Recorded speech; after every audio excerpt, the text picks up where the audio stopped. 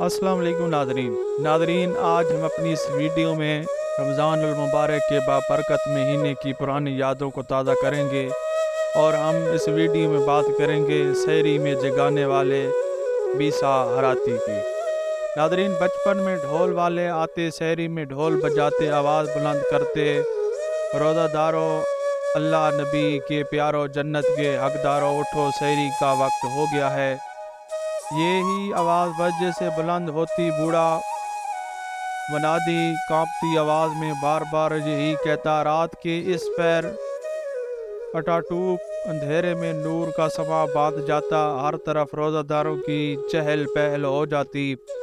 ڈھول والے کے ساتھ بھی بچے ہوتے، ادھر گھروں میں بھی بڑوں کے ساتھ بچے اٹھ جاتے، چھوٹے بچے بھی روزہ رکھنے کے لیے سحری کرتے، بامشکل دوپہر تک پہنچ پاتے تو دن کو ماں باپ یہ کہہ کر کھانا دے دیتا، تمہارا چڑی روزہ ہے، یعنی آدھے دن کا، اور بچے بڑا فخر اور مسرت سے پھرتے اور دوستوں کو بتاتے ہم نے بھی روزہ رکھا ہے۔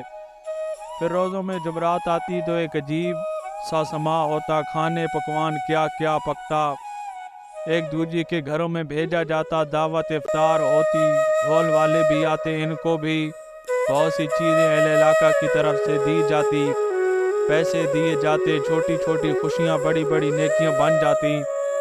پھر ہم ترقی کر گئے، پڑھ لکھ گئے، ہر چیز کی سمجھ آ گئی، اتنی ذہنی پسماندگی کے ساتھ ترقی کی کہ نہ پوچھئے۔ پھر مسل کی ترقی، سوشلی ترقی اتنی بڑی کہ ڈھول والے بدعتی ہو گئے، یہاں تک کہ مسجد ہوتی مناتی بھی بدعت ہو گئی، کہیں کہیں شرک بھی تسلیم ہونے لگا، کیونکہ ان اونچی آوازوں سے آرام میں خلل پڑتا، کیونکہ ہمیں سٹیٹس بنانا تھا، اس کے لیے ان روایتوں کا فرسودہ ہونا لازمی تھا، ان پتھر اور جہالت کے دور کی رسموں کی بند ہونا لازمی تھا۔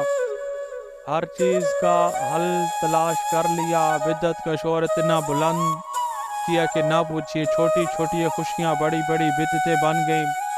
بھائی یہاں ایک تحریر کاپی کر دو جس نے مجھے بہت متاثر کیا، اور یہ تحریر کے سحری جگانے والے رسول اللہ صلی اللہ علیہ وآلہ وسلم کی حیات مبارکہ میں بھی آتے ہیں۔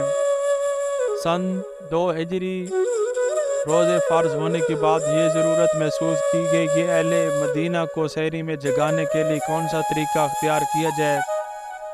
تاریخ کے اوراق کی گرد کو اگر جھاڑ کر دیکھا جائے تو علم ہوتا ہے کہ ایک صحابی سیدنا بلال بن رباح وہ پہلے شخص تھے جو روزوں کی فرضیت کے بارے مدینہ کی گلیوں میں سحری کے وقت آوازیں لگا لگا کر روحانیت کا سما باندھ دیتے تھے اور لوگوں کو سحری کے لیے جگایا کرتے تھے۔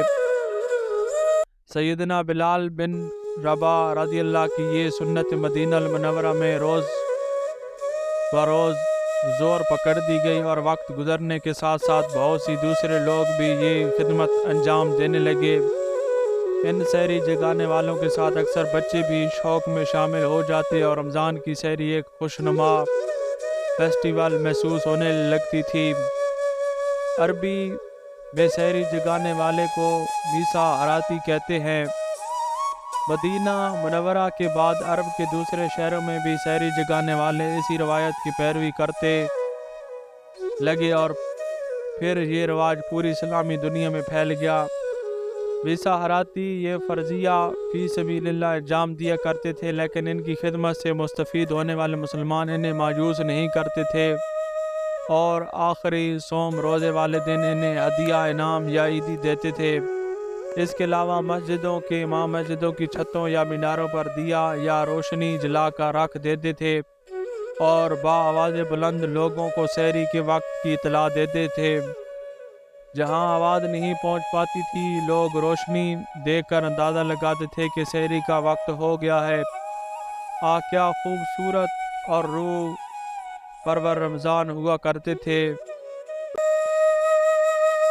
شاید اب بھی کہیں ڈھول والے یا منادی والے ہوں، اگر کہیں ہیں تو ہمیں بھی ضرور بتائیے۔